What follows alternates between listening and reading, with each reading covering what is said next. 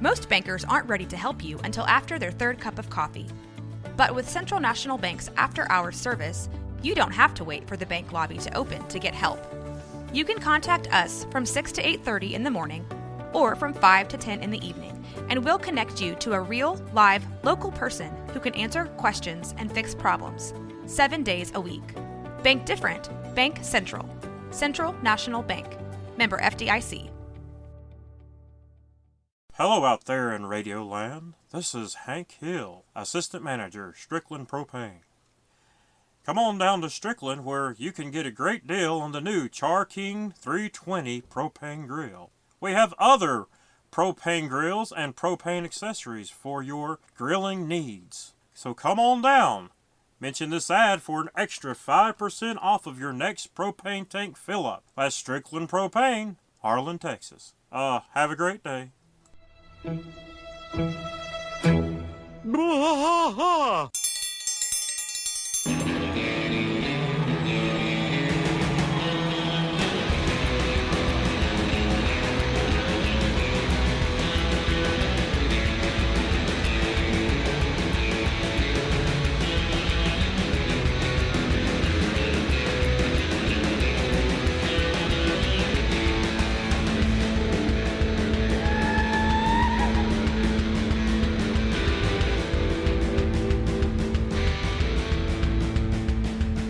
I tried to fight all through the night, deep in the heart of Texas.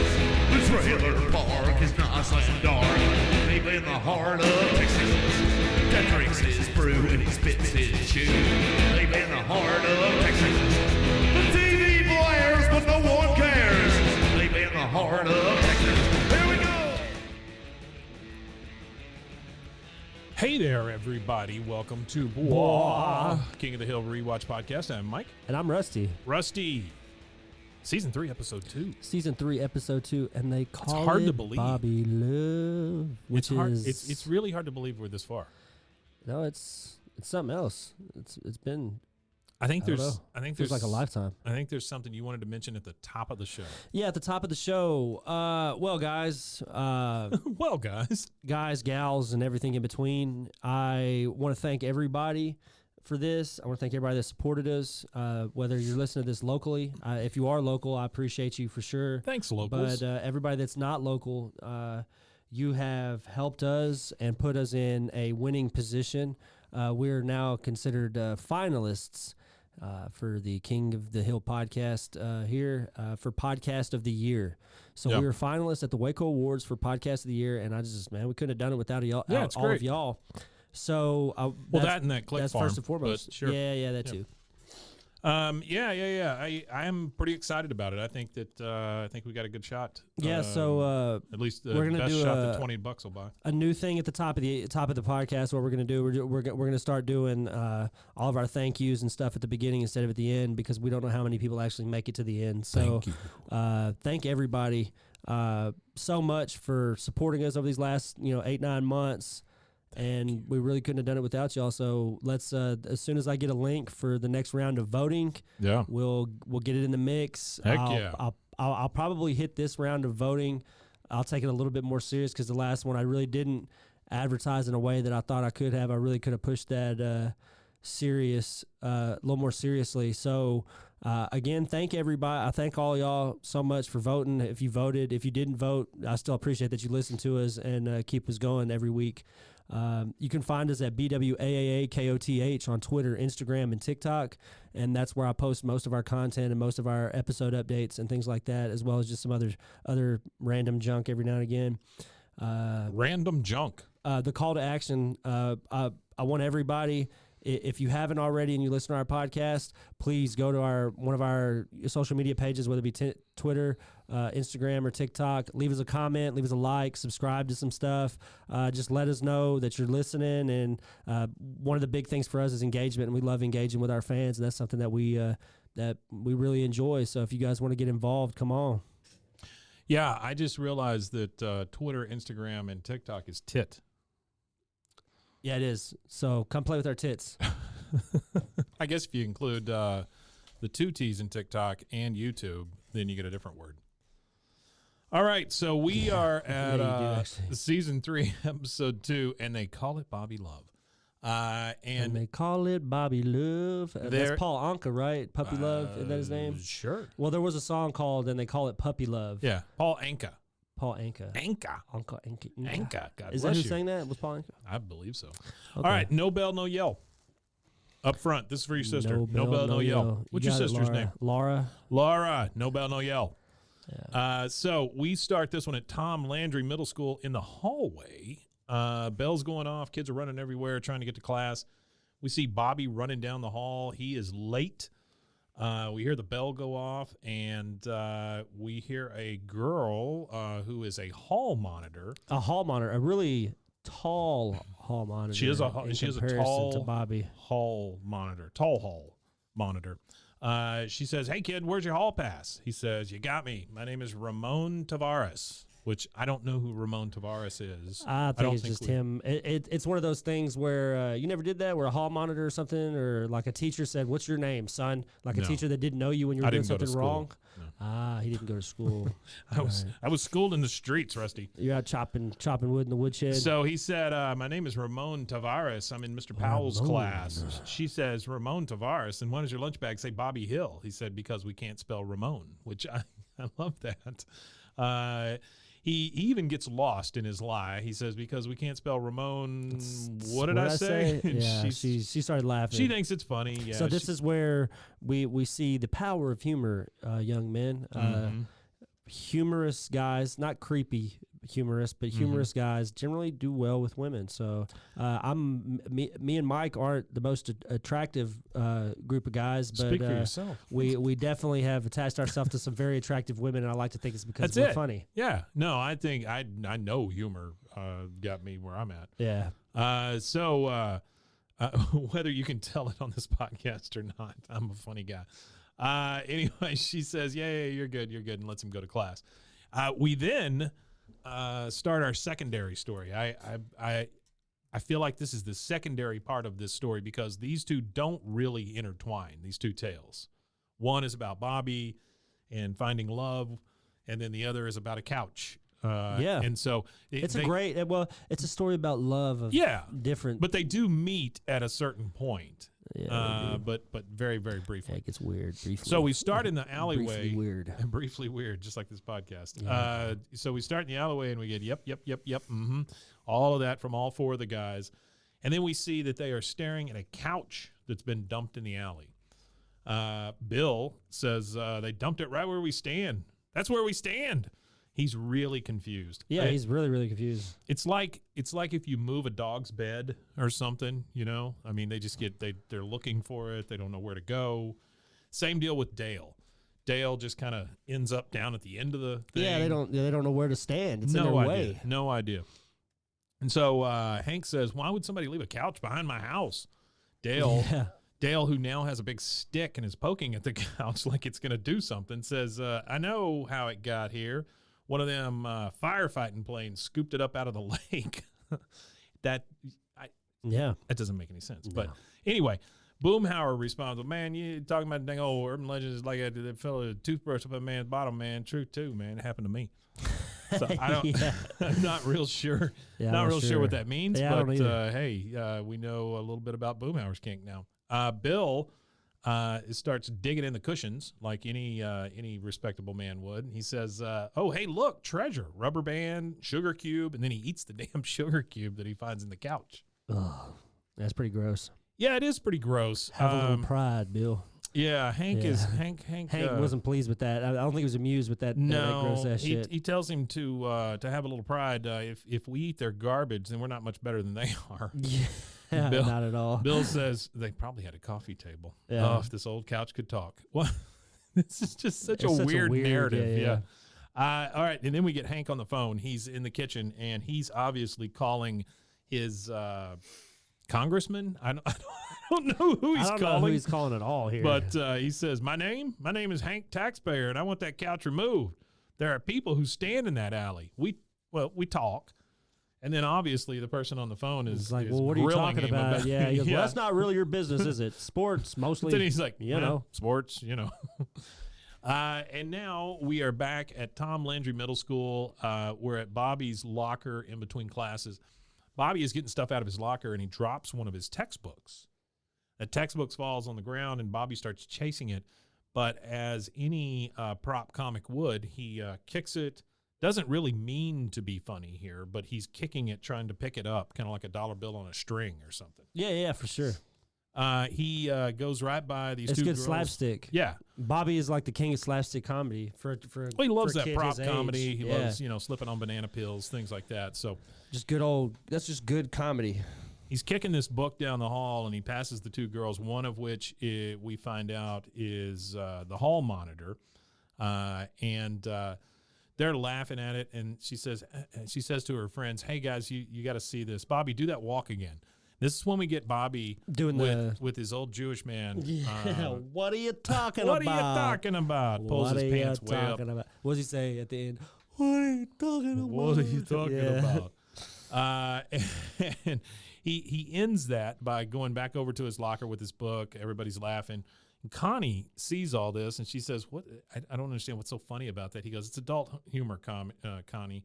I don't even get some of it," which is it's fantastic. Yeah, that's fantastic. He doesn't even get it. He doesn't even know what he's doing is funny or why it's funny. So which is indicative of him being a child, because when I was a kid, if an adult laughed at something I did, whatever that I just did, I wanted to continue to do it. Well, so they would continue to laugh. I think cussing.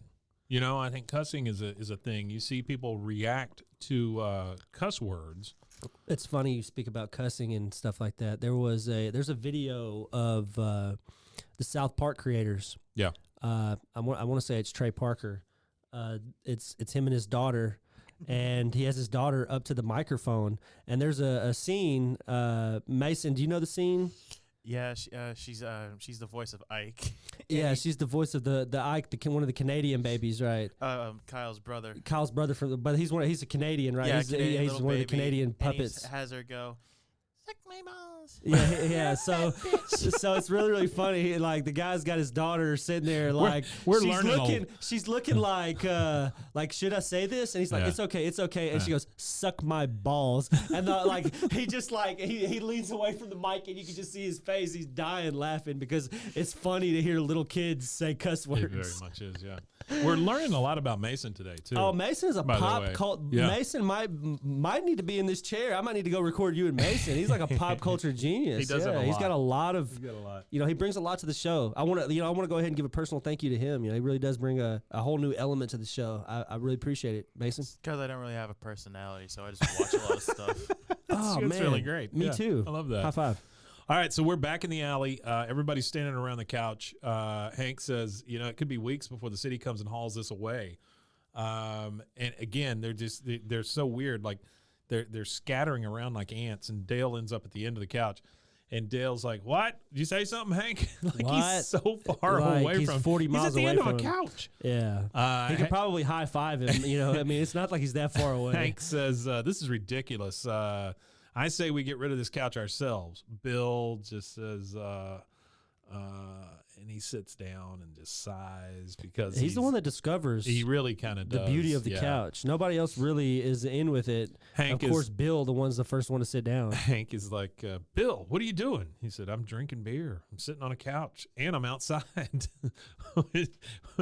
Those three things, I guess. I mean, beer's great. And then Dale, he's like, "I'm just going to take a break, 5 minutes. That's all." He sits down. And then we get Boomhauer. Man, what dude sitting like a bunch of dang old couch donkeys, lazy, sitting like, "Hey man, look up at the sky, man." And then he sits down. He's pointing at the sky, and so he makes Hank look, and then he sits down also, and then he looks at Hank and he says, "Sorry, man, I ain't no Lucky Pierre, man."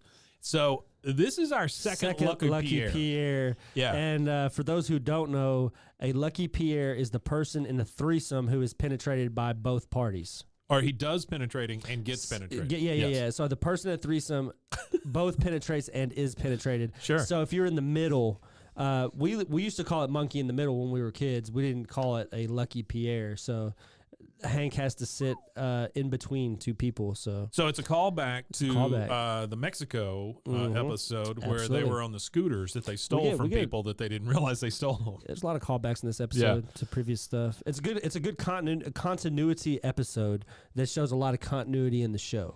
I like it for that reason. This is one of my favorite lines from Hank right now. It was especially in this episode. Bill says, "Come on, Hank." He goes, "All right, but if I don't like it, I'm standing right back up." Like, what's he gonna do? Sit there and not like it? It doesn't mean anything. It's funny. It's funny that this one is like a well-liked episode for both of us because this show actually won. This particular episode was a Primetime Emmy Award winner in 1999 for Outstanding Animated Program. Oh wow! For programming less than 1 hour. Yeah. So they actually got an Emmy for just this episode. So for programming less than 1 hour, that is so specific. yeah, That's super great. specific. Well, award shows are super specific, right? What did that award show have? Like the best barber in town? Best barber, best lash tech. I got nominated for best lash tech. Oh, well, we got to make sure that we get that from Mike. Yeah, it's good stuff. Eyelash extraordinaire. I do my own lashes. And we can see that he's missing about. They're luxurious. Yeah, they look like they're split in the middle. He's parting them both ways. That's it. It's a new craze I'm trying to start. There you go. I threw away my Yeezys and started working on my lashes. No more Yeezys this last time. So we're back in the living room now, and Hank's just kind of sitting in his chair, and Bobby is on the floor, but he's scribbling really hard in what looks like the yellow pages. It is the weirdest thing. Like it's like he's 3. He's on his belly and his legs are kicking up, and he's just weird. scribbling on these yellow pages. But anyway, the phone rings, and you can tell it's a girl, and Hank answers. Well, you can't tell it's a girl until Hank answers, but it doesn't ring in a different way if it's a girl. He says, hello, and she says, hi, can I speak to Bobby, please? He says, I'm sorry, you have the wrong number, and just completely hangs up on her because it doesn't even cross his mind that anybody would use the phone to call his son. Yeah, not at all. This is one of my favorite scenes right here. Yeah, he doesn't believe him at all. Bobby says, who was it, Dad? He said, a girl asking for somebody named Bobby. He goes, oh, and it doesn't cross either of their minds. Neither of their minds. Like, he's like satisfied with it, Yeah, he's just like, oh, okay. And goes back to scribbling in the yellow pages is what I'm going to assume he's doing. The phone rings again. Hank picks it up, and the girl again says, hi, does Bobby Hill live there? He says, hold on a second, son. It's one of your friends playing a prank. And so Bobby, even Bobby, he comes over to the phone. He goes, hey, Joseph. And Bobby, it's Marie. Yeah. Yeah. So it is Marie. It's Marie. It is the it's funny. Safety person, the hall monitor calling. I have a similar story to Bobby here about dating an older woman, and the last part of her name Marie would rhyme with her name, so their names actually rhyme. Oh yeah. Yeah, Marie and Chelsea. There you go. That's a stretch, dude. But yeah, sure. It is. All right, so the age gap was a stretch too. She tells. Well, I was 14 and she was 18. Wasn't enough of a stretch. Yeah. She says, Bobby, it's Marie. He goes, oh, hey. She says, a bunch of us were going to hang out at the mall. Want to come? He said, well, I did have a prior engagement, but I can always tape it, which is fantastic. That's a great joke. But it does age this show. Yeah.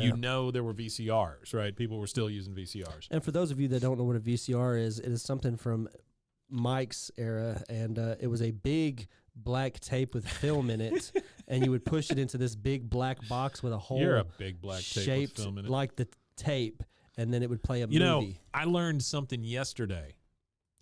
You learned something. What did you learn? I was watching this video. I was waiting for my wife to finish her, I don't know, she was heating up bread or something. I don't know what she was doing. Hot bread. Yeah, hot bread. That's what we have in our house a lot. When you reach a certain age, all you can eat is hot bread. Okay. But I learned that VHS stands for Video Home System. I never knew that. Yeah. What does VCR stand Video for? Home System. Video cassette recorder. Yeah. Yeah, but VHS, for some reason, I don't know. I never made that connection. So Video Home System. Is the tape a VHS tape or a VCR tape, or how does the terminology work? What do you call the machine, and what do you call the tape? Yeah, the machine is a VCR. The tape is a VHS tape. Okay, but wouldn't the VCR also be a VHS player? You would think so, and I think what's the difference? I think it's in according a VCR player and a VHS player. Well, I think it's according to who made it. I thought maybe it would be like features or something. Like a VHS player couldn't be called a video cassette recorder if it didn't have a record function. Because I'm sure at some point its lifespan, VHSs didn't have a record feature. At least I'm going to guess. I don't know. I don't really know. I think VHS you could always record on You've it. I always think had a it was the record feature? amount of time that you could record. Oh. Like I know that betas when they first came out. Do you know what a beta is? You know what a beta is because you collect that stuff. So, well, I don't collect Sony Betamax, but yeah, I know that was the premier format, and the porn industry said, well, we like VCRs better. Well, because Sony wouldn't release it wouldn't allow them to develop their own stuff. Not that, well, that, and then Sony also wouldn't let porn be on Betamax. They wouldn't allow the porn industry to use they wouldn't allow them to use Sony Betamax. And there's one other issue: beta tapes would only record up to an hour. Yep, and porn, it could be 6-7 hours long. Sure, but not that I have any experience. But 6 or 7 hours long, Mason. Some of them tapes, yeah. Some They of them take DVDs, a long time to film. Yes, they take a long time. Some of them tapes are long. There's man. editing, right? Yeah, but it's 6 always or 7 like, hours. It's always like seven 1 hour bits from different. Like it's like 2 porn stars doing their thing for an hour, and then the next for an hour. I mean, it's a compilation. All right, okay. Most porn videos are compilation discs.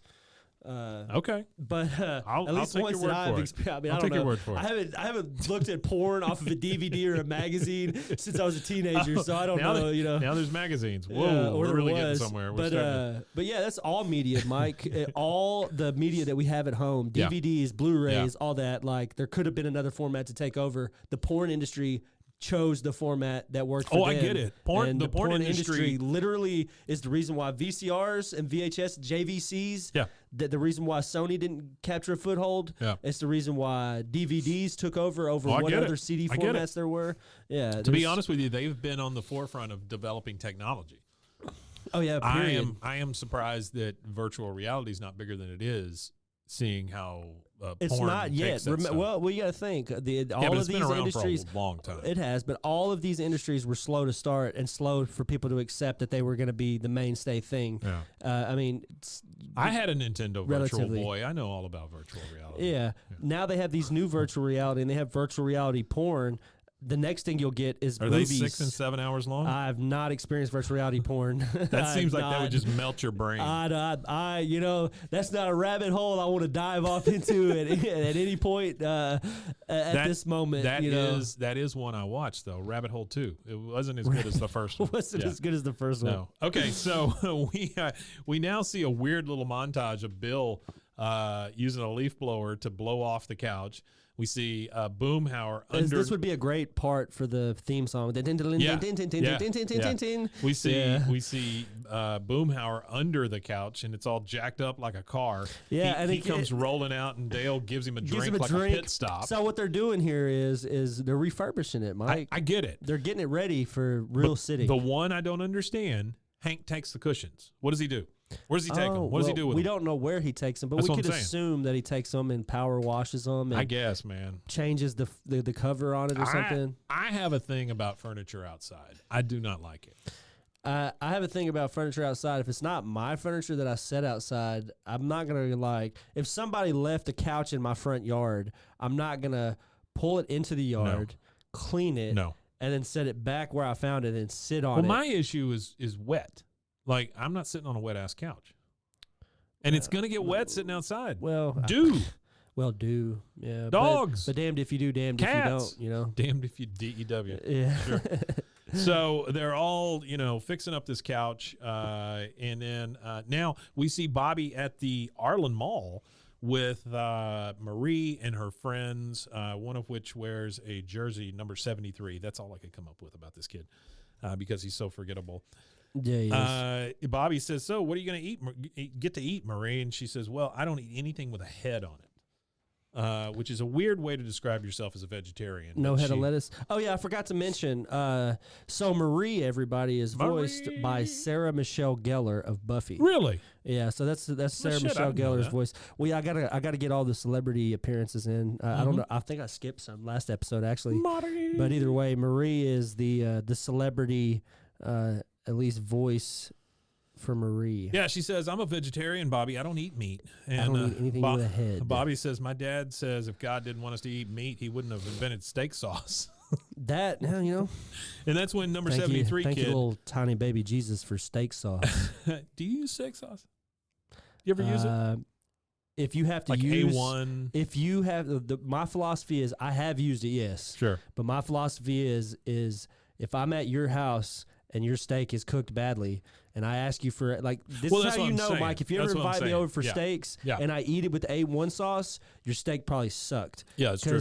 Because people It's will dry. Well, you'll go to people's houses and a lot of people, we're in Texas, man. A lot of people like their cook. I don't know why, but a majority, like an unusual amount of people that I know like their steak well done. I don't understand for that. whatever reason. Yeah, I don't get it. It's hard to cut through, even with the sharpest of knives. Yep. Like when it's I just feel like you've ruined the meat. well, it is to me. It's a waste, and that's why if you're gonna serve me a shitty steak, I'm gonna cover it in an equally shitty sauce to drown out whatever bad flavors I can. I'm just not a big fan of like A1 and steak sauces and stuff. I just have never been. Now, let's talk about your English connection. There is a certain like English steak sauce, like a B and something. Oh, you're talking about brown sauce is what they call it. It's called Okay. HP sauce. HP, that's what. And hit points. an HP sauce is generally reserved for mostly used in breakfast, man. Really? Most people slap it on their eggs or something like Yeah. that. But isn't it but kinda again, like the an culture A1? over there when it comes to steaks Yeah. is different than the culture over here. Over there, there's restaurants that you go to that literally will not cook. They don't care if you pay $50 for it. They will not cook a steak well done. The chef will Well, there's- refuse to cook. There's places here a like steak that well. as well. Yeah, I'm yeah, sure. yeah. I'm sure. But even if you go to a steakhouse here in Texas, like Texas Roadhouse or something like that, Yeah. they're gonna blast it to hell if that's what you want. Do you know that Texas But they don't even Roadhouse do it was over not there. started in Texas? No, I know it wasn't. I don't know why they're able to market themselves as a Texas steakhouse. Whatever. I like to eat Lone Star Steakhouse in Belle Meade. That's actually where my favorite steakhouse is. In Really? town. Yeah, I like It their used steaks. to be. I used to really like that. I don't know. And then I've, there was I've like never Hyde seen. Miller out in. but Hyde that's- Miller's is bad. The one here, well, we can't say that, but the one out. It used to be out in Elmont. Yeah, it used to be out in Elmont. It was great. That was amazing. It The was one it was in great. well, it's because it's changed owners. well, the since guy then. owned his own cattle and stuff. Yeah, and he sold it to a bigger company, and now then- it's well, then he died. So well, I yeah. never got the mass love for steak. It's Really? good. I like just, meat in general. Don't get it. I like red meat. I didn't even really have to just be like steak. I just like red meat. It could be yeah, my colon Ground starts to hurt beef, if I don't get enough whatever. red meat in me. It could be ground meat. I love ground meat. Like people who like I grew up poor, so Yeah. we ate a lot of ground meat. My mom Sure. never made hamburger helper, Yeah. but she cooked with a lot of ground meat. So Well, yeah, you I can love stretch it. Food you know? in a bowl. Yeah. For me, literally, if you can put it in a bowl, like I love like bold food. Is generally Bold food. yeah any like food that is prepped and prepared and then served in a bowl, spaghettis, Bold pastas, food. yeah. Well, because my Cereal. mom she likes Cereal, yeah. She, you know, Steak cubes. there's only so many ways you could entertain kids with food. Sure. So instead of spaghetti noodles, one day she would throw in spiral noodles. I used or to make angel noodles. I used to make or- my kids catch it. Like throwing spaghetti at them and stuff. Oh, I you thought know. you would like put their food in containers, just like throw it in the yard and make them fetch it. Well, that too. but Oh, okay. that was- Like that was- chucking Tupperware filled with spaghetti like across the it yard was for them to go mostly get. it was mostly their toys. So he says my dad said if God didn't want us to eat meat, he wouldn't have invented steak sauce. And the kid with number 73 on it says, "Your dad says that?" Bobby says, "Well, once." And then Marie gives him the whole vegetarian thing. She says, "Bobby, did you know that the average person consumes 500 chickens?" Which seems like a lot of chickens. Number one. That's a lot of chickens. Is that like in their lifetime? Is that what you're saying? I don't know. She doesn't say. And so she says, the average person consumes 500 chickens. she says, that's enough chickens to feed a whole starving village. But they shouldn't eat them because that's bad, which is so funny. Like, you could feed this village, but we're not going to feed them. Yeah, but come on, that's a 14-year-old. I mean, they have very limited facts. Well, think at about their it, Mike. disposal. Think about it, Mike. I thought this was the moment just think about it. we were just taking some time just to think think about it. Yeah, just think about it. Yeah, let's just think Actually, about I was on my way to Houston talking about chickens. I was on my way to Houston on Tuesday, and I have seen tons of rollover accidents in my life, but Yeah. I've never seen an 18-wheeler full of chickens tipped over. They were literally picking up Oh, dead yeah, chickens I've out of the seen that. road. Yeah. Like they had dead chicken. We were stuck in traffic for like 20 minutes Yeah, while they that's were like rough. trying to clean. So they were picking up dead chickens and just slinging them into the ditch, which is it was funny because there's like 15 firefighters and they're all like double-handed, just like chunking chickens in the air like that over their head. Yeah, they were on the concrete, but we're gonna eat them anyway. Why can't we just eat those? Well, that's what I'm saying. I think we ought to just go ahead and eat the chickens. I don't know if you want to eat those. If you wash it. Well, you can't wash out the local chicken. Yeah, wash. you can't wash out antibiotics. Well, that's true. But my uncle was a Baptist minister, right? And he was one of those guys that he was both a preacher and he held down a regular job. So he wasn't like a full-time minister. So he was always coming up with ways to save money for his family and things like that, right? Yep. I remember the guy got a pallet of things called spreadables. You know what a spreadable is? Spreadables. Comes in like a little, almost like a tuna tin can, right? You open it up, and then it's like chicken salad, potted meat, that kind of stuff that you spread on. Yeah. But it was this thing. It was potted meat. It was this thing called spreadables, right? And I remember he got like a whole pallet of these things, and so whole pallet of potted meat. I could use him potted and meats. my aunt and my cousin, they ate spreadable sandwiches for like a year. Yikes! Right.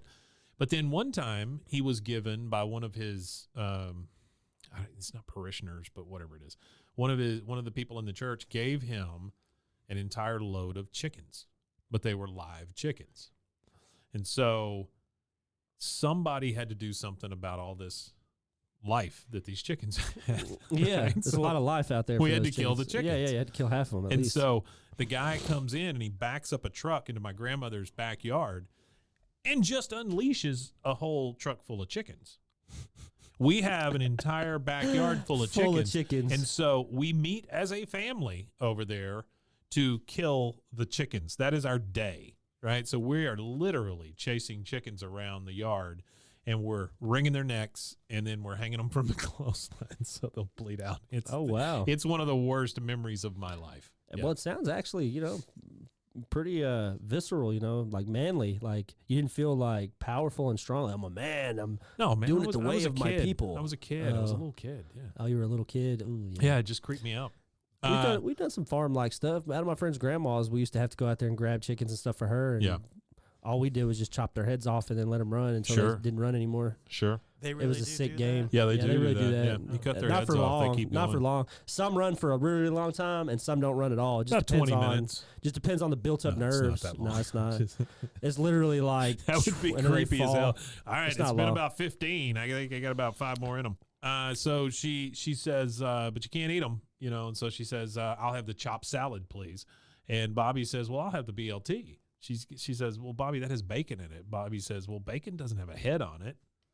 And then he thinks about it, and he says, well, could you just make that an Just make that an LT. Yeah. I don't want a lettuce and tomato sandwich. That just doesn't sound great.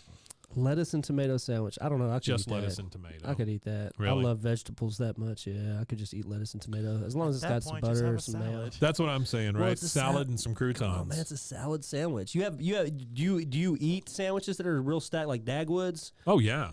Or you just take the meat 6 out? foot tall. It's sure. still good to go. Yeah. You take the meat out, it's No, still dude, good I to go. don't make Dagwood sandwiches, but Well, I mean, yeah, I know what you're saying. yeah, just like onions, lettuce, tomatoes, pickles. Now I the do works. love a good sandwich. Cucumbers, like a really good Yeah. with all that stuff. Not cucumbers, but yeah, all that stuff. Cucumbers have their place, not in my sandwich. I think it might be an English thing. We used to have Hashtag- cucumbers and watercress sandwiches. Hashtag not my sandwich. Yeah, hashtag my sandwich. So they are now walking home from the mall, and they're in the dark alley. They're getting around Bobby's house, and they come across the couch. Marie says, tonight was fun, Bobby. My friends think you're a riot. He said, I really was choking on the food at the food court, but don't tell them that. Yeah, don't tell them I was joking. She says, hey, there's a couch in the alley. Let's sit down. You want to kiss? I mean, just boom, here. You want to kiss? He says, well, I'll try anything once. I didn't think I'd like fruit pies, but then I tried one, and if your kiss is anything like a fruit pie, I'm sure I'll. And she just gets on him. I mean, she just starts smacking him, right? And so she kisses him. Bobby is completely stunned by this because Bobby has never gotten a kiss from a girl. And she goes, all right, see you around. And she just leaves. And so we have Bobby kind of in this catatonic state because he's been kissed by a girl finally. Yeah, Bobby got kissed by a girl. Damn. Yeah. Go Bobby. So that is a commercial break for us. Yeah. And it's also a commercial break for King of the Hill. And we'll see you on the other side. Blah.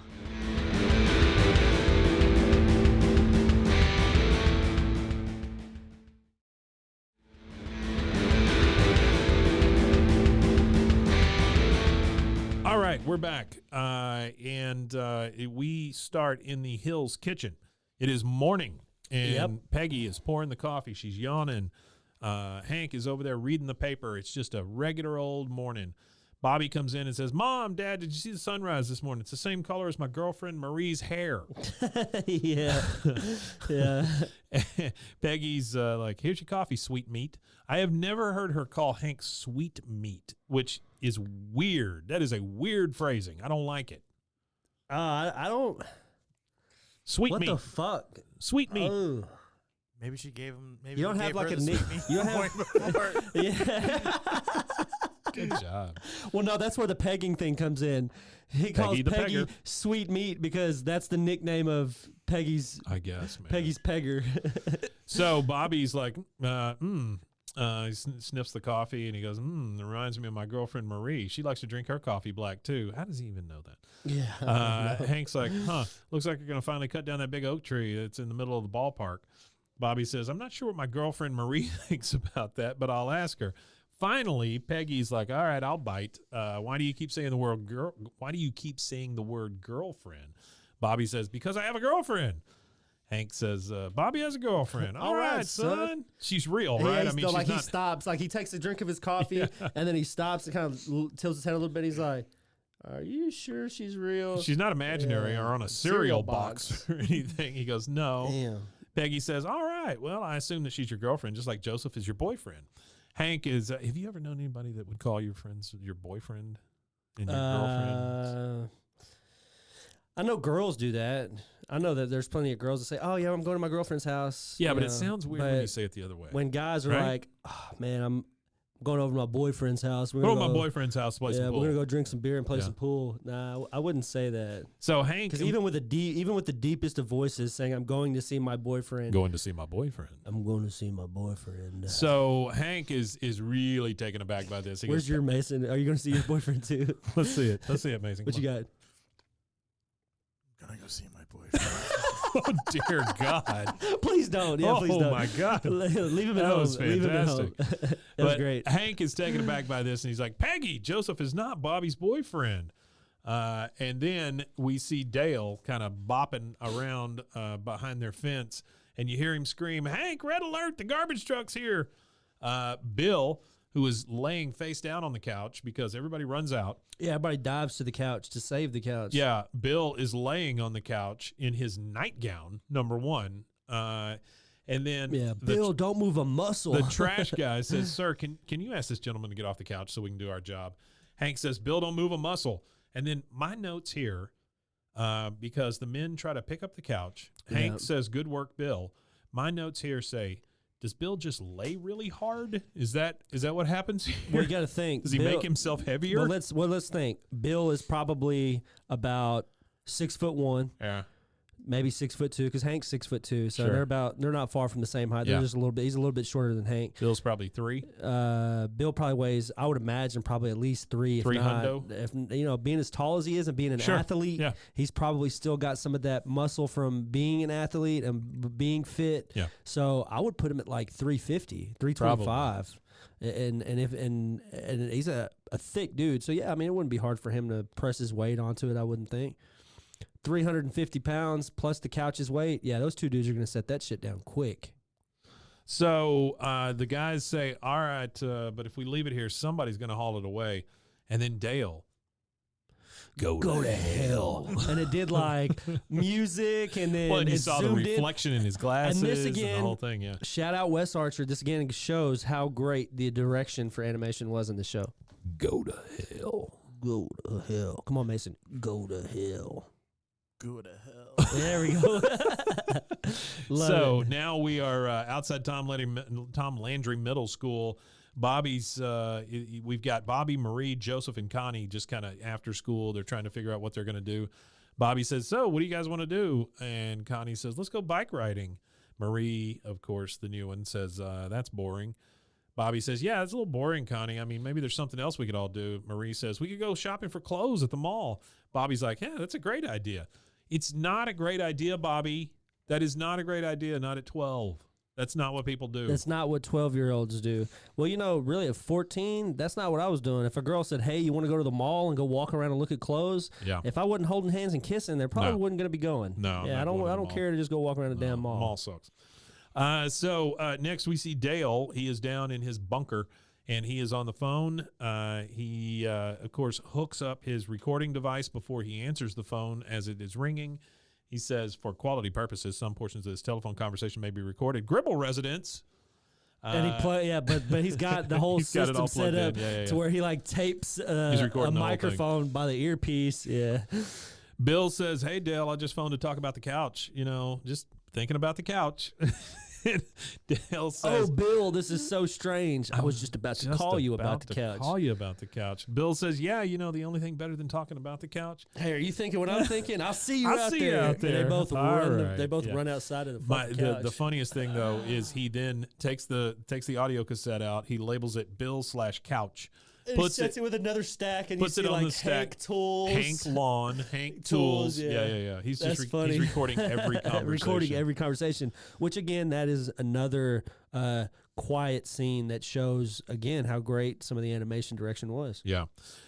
So we're now seeing Bobby and Marie walking home again in the alley. Marie says, I wonder what happened to your friends. Bobby says, I don't know. They were following us to the mall, and then they were gone. Oh, look, the couch. You want to kiss? She said, nah, I got to go.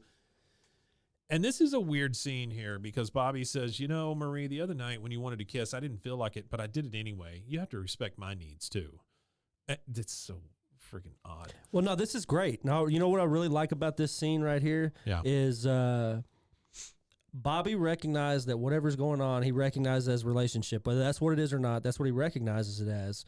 And she kissed him and made him feel slightly uncomfortable when he didn't want to kiss because he thought that they were a thing. And he's like, well, there's times where you might not want to hold your wife's hand, but you got to hold her hand because that's your wife kind of thing. So he's like, well, I kissed you and I didn't want to kiss, so what gives? It just sounds. It's the fact that he's standing. Well, I mean, it's weird from like their age. Sounds weird perspective. coming from a guy. Though. Yeah. It does sound weird coming from a guy, but that's the thing that's wrong with society today, Mike. Is guys don't ever say what they feel, think, or want in relationships. That and steak sauce. That too, and steak sauce, and it becomes toxic when you don't discuss your feelings. So they start kissing because she's just like, okay, whatever. Yeah.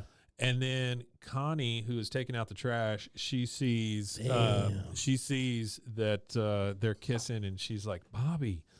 And then Marie's just like, okay, gotta go.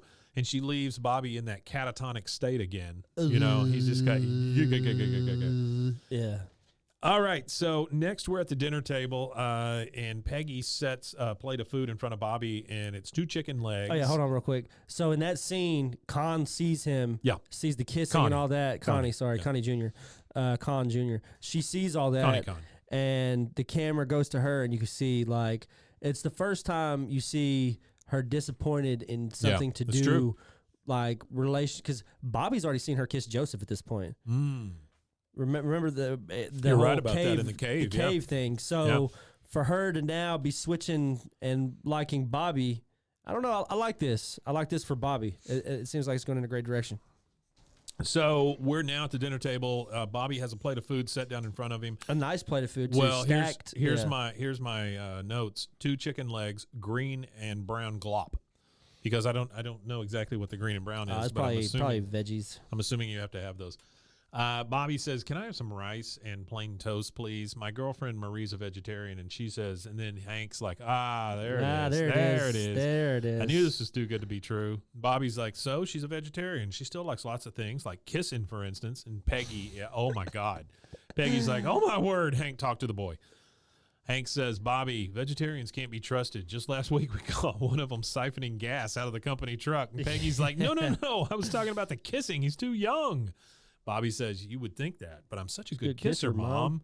I'm such a good kisser, Mom. And this is... That's a T-shirt. Well, not only that, like, you think that these guys are super reserved in their family, like how they talk to each other and everything. Yeah. But the way the conversations they're able to have as a family, it's powerful to see a family unit to be able to sit down and like. There's no way in hell at 12 years old, if I just got my first kiss, I was gonna sit there and discuss this shit at the dinner table with my parents. The fact that Bobby has the growth and personal development to sit with his parents and be able to have a conversation. I don't think know. it's gross. I don't think it's growth. I think it is growth.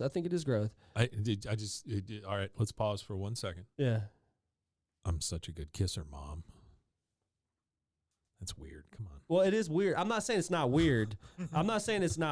But the fact that he's open enough with his parents to have a conversation, because whenever I had my first kiss, I discussed it with my friend. I didn't discuss it with my parents. But the fact that he's open enough with his parents to have these conversations, because a lot of kids don't have these conversations with their parents. I think the next two sentences may reinforce my point here.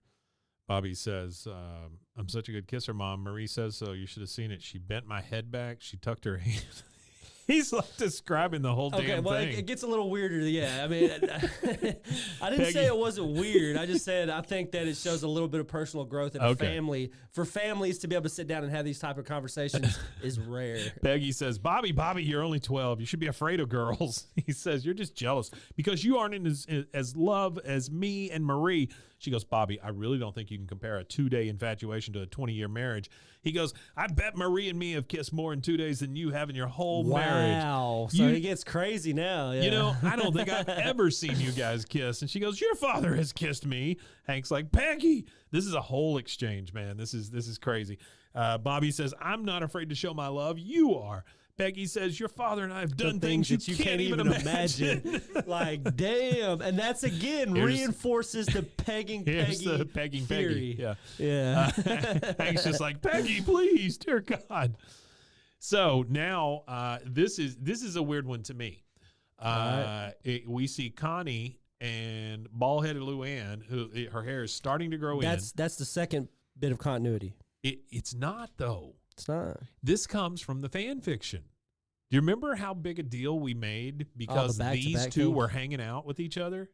Oh, yeah. Do you remember? Because it's like these did. two don't go together. We did say that. And then look here. That's what I'm saying. You get a fucking episode where Connie's hanging out with... So... Well, not only is that... yeah, that's cool or whatever that we do see them two interacting. But this interaction is weird as shit because... There's no way that I would have gotten a crush's cousin involved or anything like that. Yeah. So she goes next door to, I won't even say cousin, sister at this point. Sure. Loosely, Luann is his sister, you know?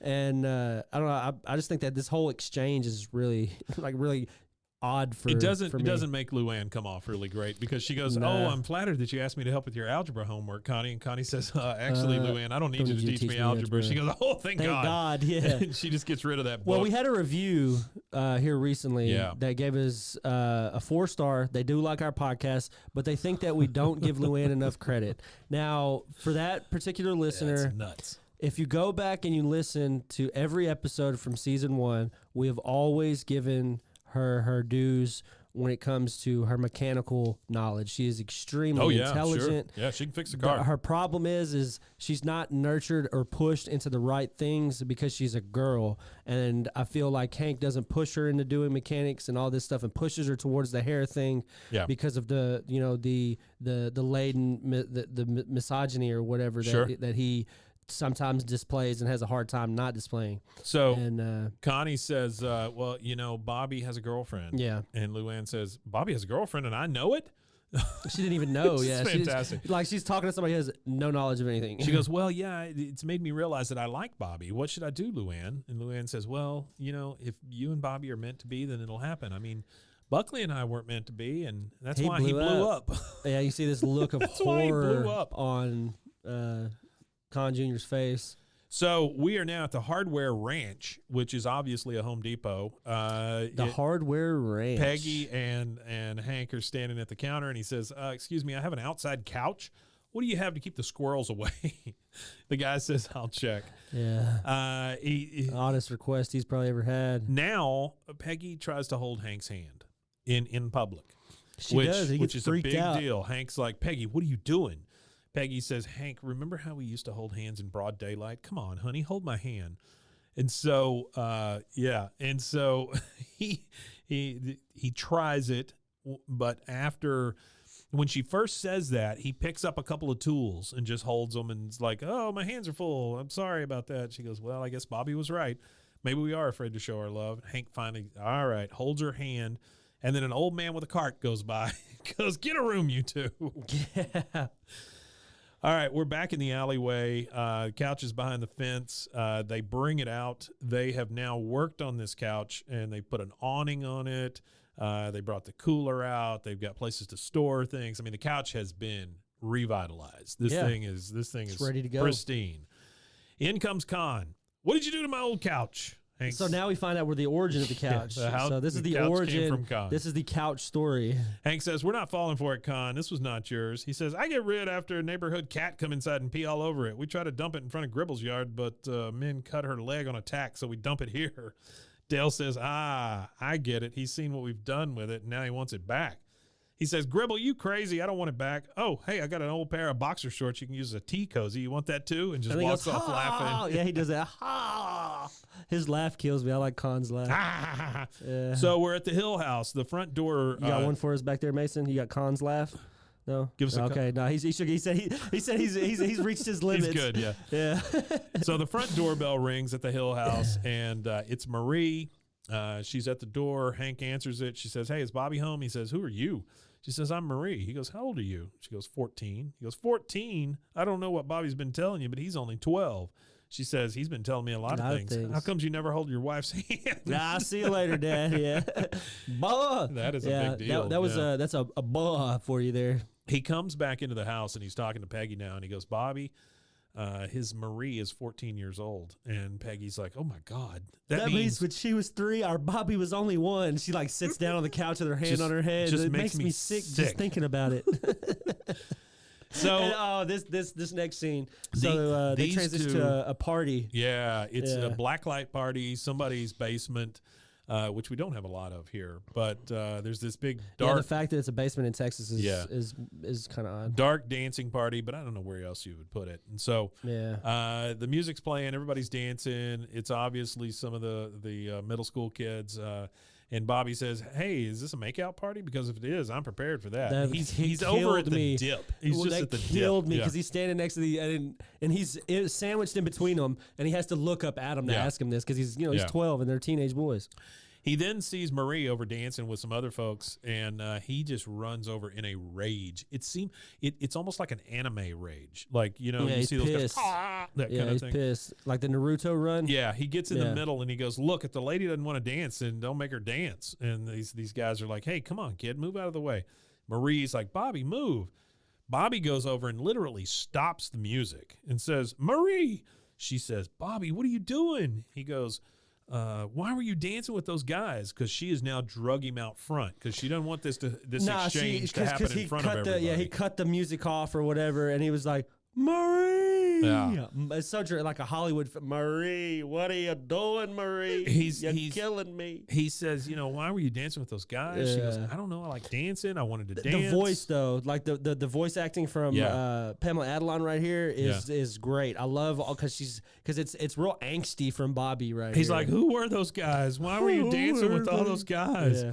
She goes, Bobby, they're just friends. We were just dancing. He goes, what about us? You're supposed to dance with just me and maybe some of your girlfriends, but mostly just me. She made that scene. Like Pamela, like for this really particular great scene, like her voice made it for me. She says, Bobby, this is getting too intense. We're only friends. He goes, oh, I thought we were more than that. She goes, Bobby, you're a funny guy. You make me laugh. That's all. But we kissed. She says, yes. And looking back now, maybe that was a mistake. That was the single most important thing in my life. And I mean, he is just balling at this point, right? Yeah, he's out there. He says, it reminds me of that Grease song, "Hopelessly Devoted to Marie." To Marie. He says, mistake. It was the most important thing in my life. She goes, look, Bobby, I don't think we should hang out anymore. He goes, just tell me why you were dancing with all those guys. She goes, goodbye, Bobby. And she kisses him on the forehead. And she goes, you kiss me. That means we're back together again. She's like, oh. And then he's like, streetcar named Desire. Marie, come back. Yeah. Look, I'm doing your favorite comedy bit. What are you talking about? So good. Yeah. She just leaves him. It's beautiful. She leaves him in the alley. And that is a chance for us to take our second commercial break. And we will be right back after these messages.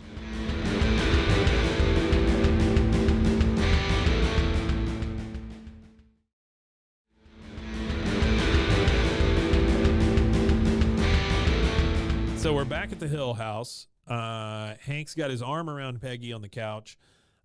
He hears the door open, and we get this sobbing Bobby come in, and Hank quickly takes his arm down because he doesn't want to be seen with his arm around his own wife. Oh, yeah. He goes, what happened? Somebody push you off your bike? He says, Marie broke up with me. And then here is the one that enforces the bad Peggy. Oh, yeah. Peggy's a real piece of shit for how this shit. She this goes, is terrible. Oh, it doesn't feel so good, does it, son? He goes, no. She goes, I guess your love wasn't as strong as your father's and mine. Now, was it? He goes, no, it wasn't. I mean, that is the worst motherly thing I've ever heard. That is terrible. You're supposed to hug your child and comfort your child and say, my God. She's like, fuck that bitch. Let me hug my son. She just broke your heart. I'll kill her. I can't believe she did this to my baby boy. But she's like, hey, yeah, you remember that time you said some shit? Yeah, fuck you, Bobby. Like, damn. A needle in the eye, man. We see now in the alley, Bobby is face down on the couch. This is where the two stories combine. Bobby is just crying and sobbing. He goes, I kiss Marie on the couch. Bill and Dale and Hank are all out there, and Boomhauer, and he says, Bill says, now, Hank, this is not what the couch is for. Dale says, yeah, Hank, you have to put it to a vote if you want a family member to use the couch. Hank's finally like, all right, Bobby, I know it's not good when a girl breaks your heart. He just keeps crying. He goes, it's only natural to be sad, but the couch is a happy place. And Bobby just continues crying. We then see Bobby inside of the Hill House. He's face down on the carpet. He now has no shirt on for some reason. And there's Hank Williams Sr. music playing. There's a tear in my beer.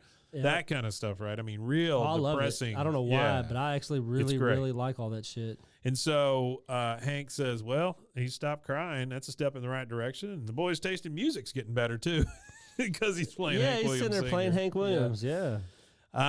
It's now dark. He is still on the floor, face down. Still listening to Hank Williams. Yeah, still listening to Hank Williams. Peggy comes in the room with Lady Bird. He goes, Mom, I'm never going to make anyone laugh ever again. I don't want to be a prop comic. She puts a blanket over him, and Lady Bird's sniffing at him and licking his bare chest. Yeah, that's gross. And she goes, no, Lady Bird, not now. So we're now in the car, and they're kind of trying to cheer Bobby up. They're going to supper. And Hank says, with Bobby in the back seat, he goes, look at it this way, Bobby. Tonight you're going out on a date with your parents, and we know how you like going out with people older than you. That's again, they're thing. Like, yeah. Man, his parents are they don't give a shit. Peggy man. says, oh, I'm on a date with my two favorite men. Look at me. And so they end up at the Panhandler Steakhouse, which the kind of reminds me of the one in Belmead, the Lone Star. Yeah, sheet metal building. Yep. Sign is a big cow. And you hear Marie's voice as they are sitting across from Marie and her family, just happenstance that they're in the same place. She goes, a cup of rice and plain toast, and I'll help myself to the salad bar, thank you. He looks over, he sees her, she flips her hair like, oh, look what you're missing. And Peggy goes, oh, is that her? It all makes sense now. She looks exactly like me. She looks nothing like her. Nothing like Peggy whatsoever. Peggy's got short brown hair with glasses, and this girl has got no glasses and long blonde hair. Bobby says, Dad, I want to go home. Damn. Hank's like, you can't let her get to you, son. If you leave, she wins. And dating's all about who wins and who loses. Yep. So up comes the waitress. Yeehaw! Welcome to the Panhandler. Would any of you fine folks care to take on our 72-ounce top sirloin steak? And now that's our third piece of continuity. Yeah. So what I mean by continuity is in this episode we get her hair's growing back slightly from being burnt. Luann's. Sure. Man, what was the other one? I can't remember what the second one was, but the third one is the steak. So the steak came up before. Well, we get the Lucky Pierre. Well, that was it. Yeah, the Lucky Pierre was the other one. Short hair, Lucky Pierre. And this. And we get the steak. So this is the steak that the guy that came down to buy fuel for whatever. This is the steak that he took one bite of and was like, "Oh, I'm full." Yeah. So it's a 72-ounce top sirloin steak. Finish it in an hour and it's free. Hank says, "No, thank you." And then there's this long pause. A long pause, and then you see, you don't really. There's like a little spark in Bobby, and he's like, "Yes, I would." Yep. And Hank says, "That's a lot of meat, son. What happened to be a vegetarian?" He goes, "And I want it rare." So the next thing we see is everybody's cheering. They're bringing out the steak. The waitress says, "Okay, the rules are simple. No one is allowed to help you chew or cut the meat. And if you get sick before you finish the contest is over, good luck. Let's give them a little encouragement, folks." And everybody starts cheering. Yeah, attaboy. Okay, so I am going to take this chance to tell you about where this 72-ounce steak comes from. I kind of know, but I'll tell us all. This is a real thing. Amarillo, Texas, right? It is the Big Texan Steak Ranch. You can get to it at bigtexan.com. And from their website, it says the world-famous 72-ounce steak challenge. You do not need to make a reservation for challenge attempts. When you're ready, we're ready. Challenge attempts available during all regular business hours, 72-ounce steak dinner, and here's how they get you, okay? Mm-hmm. Not only is it 72 ounces of steak, which Mason and I looked up earlier, and it's 4.5 pounds, right? I mean, simple division. It's a lot of steak. 4.5 pounds of steak. That sounds like a lot, but you also have to eat a shrimp cocktail, a baked potato, a salad, roll with butter, and then the steak. You have to finish all of that. So it's not just a steak. But is there a time on it? I don't believe there is. Or is it just if you finish it? But let me answer that for you real quick with the 72-ounce steak challenge rules. Number one, entire meal must be completed in 1 hour. If any of the meal is not consumed, quote, swallowed, you lose. Number two, before the time starts, you will be allowed to cut into the steak, take one bite. If the steak tastes good and is cooked to your satisfaction, we will start the time upon your acceptance approval. The time will not stop and the contest is on. So make sure before you say yes. Number three, once you have started, you are not allowed to stand up, leave your table, or have anyone else, and this is all capitalized, touch the meal. Number four, you will be disqualified if anyone assists you in cutting, preparing, or eating your meat. This is your contest. Number five, you don't have to eat the fat, but we will judge this. Number six, should you become ill, the contest is over. You lose, in all caps. All caps. Please use the container provided as necessary so they have a thing for you to puke in, right? That's wonderful. Number seven, you are required to pay the full amount up front. If you win, we will refund 100%. How much do you think this thing is? How much do you think this thing costs? A 72-ounce steak.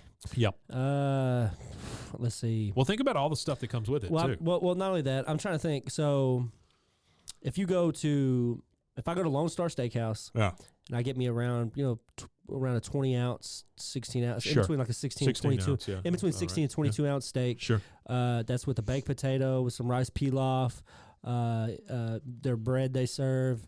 That's going to be about $30 for that plate. About $30, right? In between Something 30 like and 40 that. with tax. So if you think about it that way, this is actually a probably pretty like good $100 deal. steak. Yeah. $72. Oh, $1 that's a a pound. gimmick. Or That's $1 a an gimmick. ounce. That's a $1 an gimmick. ounce. It's a good deal. That's a gimmick. If you do not win the steak challenge, you are welcome to take the leftovers with you. That's awfully nice of them since I just gave them $72. Number 10, no consumption or sharing of the leftovers is allowed in the restaurant once the contest is over. So I can see somebody entering this contest going, I can't finish it, and then just sharing with the whole table. Yeah. Right? So they got the gig in front of that. If you fail to compete the challenge, you must pay the full $72. All right. How many, what do you think the percentage of winners on this challenge is? How many 10%. people? What? I think 10%. 10%? What do you think? Oh, I wouldn't even say that. I'd say probably around 2%. Mason's pretty close. It's 11%. 11% of the people who try the 72-ounce steak challenge complete And this. that's more than I give credit because I didn't think it would be. There excuse me, are that many. 90,201 people who have tried this 72-ounce steak challenge. So that means only 900 people. 90,000 people. So out of 90,000, only 900 have eaten it. And 10,117. How big are the salad and shrimp cocktail? As big as your head. I don't know. I don't know. I would imagine it's probably like a baked potato is like what, half a pound? Like probably not even that. I wouldn't. Well, I don't know. It could be one of those super spuds too. They could get them big, huge super spuds that are like Yeah, that'd be too much. grapefruit sized potatoes. All right, here's the thing that kind of got me, and Mason and I talked about this a little earlier. You can go to bigtexan.com/live-stream, and you can watch at the Big Texan 24 hours a day, 7 days a week. You can just watch the stream of this steakhouse. That's wonderful. Let me tell you a little bit about where this came from, because this is just who I am. The legend continues. Soon after the original Route 66 Big Texan opened its doors in 1960, owner Bob R.J. Lee was amazed at how many real Texas cowboys were coming in for his huge Texas-size steaks that his menu offered. He also saw how much fun it was for out-of-town patrons and visitors to watch those true Texans trying to outdo each other with their big appetites.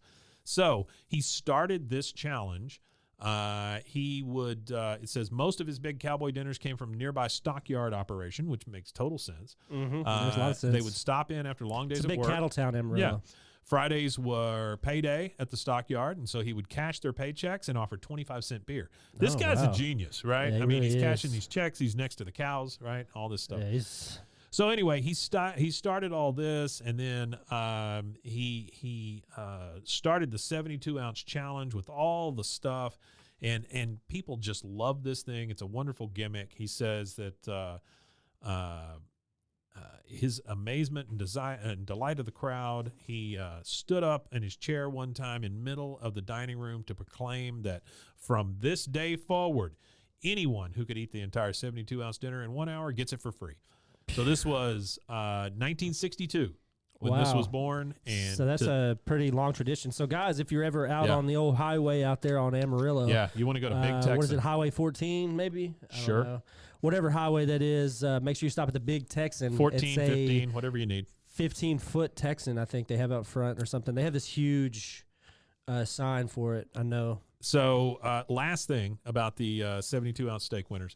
If they win this, they go on the website, right? Mm-hmm. And so here are a couple of you've got the number of the contestant, the date, the name, the time, what they weigh, their age, where they're from, and then they're able to leave a comment. Yeah. So I'm going to read you a couple of these comments. Yeah, go for it. This is Carrie Miller, who weighs 225. She was 42 at the time. She's from Bentonville, Arkansas. Her comment is, I regret nothing, which I think is a wonderful thing to leave. Then we have Tony Shaker, who is 230 pounds, 28 years old, from Eaglewood Cliffs, New Jersey. He says, pain heals, chicks dig scars, glory lasts forever. These guys are really taking this as a place to leave their mark, which is wonderful. And then last one I'll read, Tom Tesloff, who 42 from New England. He says, it's nice to finally be full. Wow. So there you go. 72-ounce Big Texan. Yeah, he's never been full. That sounds like a sexual kink. Oh, I'm finally full. Finally full. Like the man who could never eat to be full, and now he's finally full. I'm going to see my boyfriend. All All right, so Bobby is eating this 72-ounce steak. He's just You got Mason rolling back there. He can barely stop laughing. I think he smiled the whole episode. He's putting it away. Our biggest fan right there. Everybody is cheering. You know, they're getting him. He's and Hank's like, "You can do it, son." Peggy, again, weird ass Peggy. Yeah. Shovel it in, honey. Don't be afraid to use all your teeth. Well, because we only chew. Well, because think about it. All your teeth. Think about when you chew a piece of food. Oh, you I'm have not a good- certain yeah. specific spot in your mouth where you put that food and Yeah. chew it every time. So she's like, "No, you got to Yeah, use all dude. them teeth." And then Hank says, "That's 36 it, Bobby." down, only 36 That's right. ounces to go. Like he just weighed it, and he's like, "Yeah." And that's Peggy's half of like, it. "Woohoo! Tame that That slab of beef, Bobby." Marie is over at the side, and she's just humiliated. She's like, "You're just making a fool of yourself, Bobby. Nobody's impressed." And then you see Marie's parents; they're like up on their chairs, just cheering him on and stuff. Yeah, because her parents, they ordered meat and she ordered a salad, Yes. so they don't care. Yes. They probably think it's absurd anyway. At one point, Bobby makes this. He's like, ugh, he sighs. stands up, opens his pants, sits back down, and just starts eating again. Yeah. He's getting down to the last bite, takes his fork, throws it in the air like a drummer, catches his fork, and then eats that last bite. Gets up and says, thank you, Arlen, like he's freaking Steak Elvis, you know. And then Hank and Peggy are just overcome with emotion. They're hugging each other, and then you hear from behind them, hey, you two, I'm trying to eat, and it's Chuck Mangione back there trying to eat a steak. So that's a wonderful, there we go. And that's another thing. Chuck Mangione. Yeah, he has become He's part here of the now, show. which now he is. Yeah. So they're coming home, and Hank's like, well, son, the worst part's over. Now you just realize how silly. The couch is gone. He's pulling up, and the couch is gone. Pissed, yeah. And mad as hell. here's Dale. He's like, we didn't even get a chance to say goodbye. And then we see Connie take Bobby. She goes, oh, hey, Bobby, because she's just seeing what Bobby's doing. She likes Bobby. So Yeah, she does. We know, you know. He's like, oh, hey, Connie. She goes, likes Bobby, are you okay? He goes, yeah, me and Marie just broke up. And then he starts puking. He looks great. He has Starts puking. He looks sick as he's talking to her, and he walks up to her. Connie's like, well, you're taking it pretty hard. You must have really liked her a lot because he's Yeah. puking. He goes, oh, no. I just ate a 72-ounce steak dinner in 37 minutes. And he just starts puking again. Puking it up. She says, oh, well, when you finish, you want to come over to my house and watch some TV? He goes, she goes, it doesn't have to be television, which is a wonderful way to end this That is. episode. We get the credits, and we see Bill. He's on the phone again. And We get no, what is it? What the hell they call him? steak. No. Couch? Tag. The tagline. Tag. We get We no don't get a tagline. There's Instead- no tagline. We get a credit. Instead, we Scene. get Bill on his Well, wireless phone. There's a funny thing that happens right here, though. An animation, like, I just had to add it in as a trivia. So during these credits, when Bill is talking over the phone, Yeah. there's go back and check it, because I had to go back and check it after I read this, just because I didn't see it at first. But there's a slight weird shift with the animation, like it does something weird, Really? and then it becomes slightly different. Yeah. So you see like a weird shift, and the animation looks a little different. Which I called don't a- know why. It's called Well, what I'm Unlucky thinking- Pierre. Well, what I'm thinking is that scene or something, since that, because they get all this is all done in Korea at this Sure. point. Maybe on that scene, it was just something that was thrown in. Like they were like, oh, well, we've already got the show ready. The end credits are done, and they Yeah. were sitting there like, oh, well, maybe let's hurry up and throw this in or something. Maybe that's why Well, they you had got that animation you got blip. Bill on his wireless phone, and he says, "Well, I don't know, Dale." He's talking to Dale, Yeah, I obviously. He don't goes, know, "I didn't see a Dale." thing. Oh, I bet the city just hauled it away." And the camera just slowly pans out. And and inch by inch, it reveals it's that he is him. laying underneath He's the laying couch on the canopy. couch. Yeah, and he goes, "It's probably all for the best." And then he does that. Oh, you know, it's probably for the best. Well- and he stretches out and I think this was a long episode, but I think it was well worth it. Thank Yeah. you. We did the 72-minute challenge here for this 72-minute episode. challenge. How many minutes How we many have, minutes were Mason? we, Mason?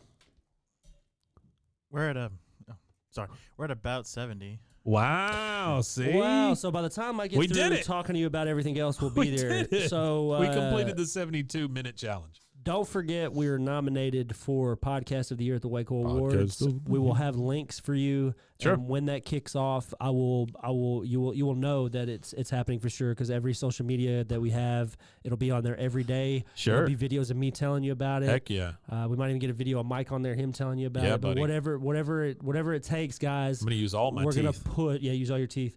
We're gonna, I wish she didn't use all her teeth. Tomb. Yeah, there you go. thank you very much. Thank you very much. Be here all But, week, try the 72 be ounce here steak. all week. Yeah, try the 72 ounce All right, steak. Rusty, where can they find us? They will not find me at the salad bar at the 72 ounce There you steak. You can find us at BWAAAKOTH on all social medias. Walk up. TikTok, Instagram, and Twitter are where I put most of everything. We have a Facebook page. Actually, I would love it if you guys engaged more on our Facebook page. So if you have, Let's start a group. we have a group. We have a group. We have a group and a page. Hey, congratulations So, to us. I created We the have a group and the page around the same time that I created all the other stuff. So Oh, that's we've, cool. we've had Go a to our Facebook for a group. long time. So go to our group, go to our page, go to all of anything, and just post like on our group page that we have. It would be great if you go on there, follow us, Yep. like have it. Lots whatever. of great discounts for seniors in our Yeah, group. great senior discounts. really good. I will sell you 2 eggs for the price of one. 2 eggs for the price of one. Yeah, Dear God. you buy 2 get 1 free egg. Hey, just real quick. We are in the month of November, And I It just is November, I just yes. want to remind you of something. In these tumultuous times when everybody's trying to stretch a dollar, I just want to inform everybody that there is a turkey price war going on. Wow. HEB, Mhm. Walmart, and Aldi's. They're all trying to outdo each other for the price For of the a turkey. cheapest turkey. For the cheapest turkey. So if I go to one of these stores, say I go to Walmart, Yeah. and I'm like, oh, well, I want a cheap turkey. I want a cheap turkey. So I go in there and I take a picture of the price of that turkey. Well, I'm like, well, let me shop around for my Yeah, turkey here. yeah. And I go over to HEB. Do they price match that turkey? If I theirs don't, is I don't, higher? I don't know if they do, but I'm assuming they will if I'm there's calling, a price war. I'm calling HEB. And if you go to Aldi's and you take that same picture, they'll sell you a stray dog. So it's good. Okay. That's- All right. There that's you go. about what If they you take serve. in 2 cans of beans to Aldi's, Two cans of beans, you get a free dog. they'll give you a free Yep. dog. All right, guys, we're gonna get out of here. Thank you for listening once again. We love every one of you except we for you, appreciate it. Bob. And we will see you next time. Women Tanya. With Tanya, indeed.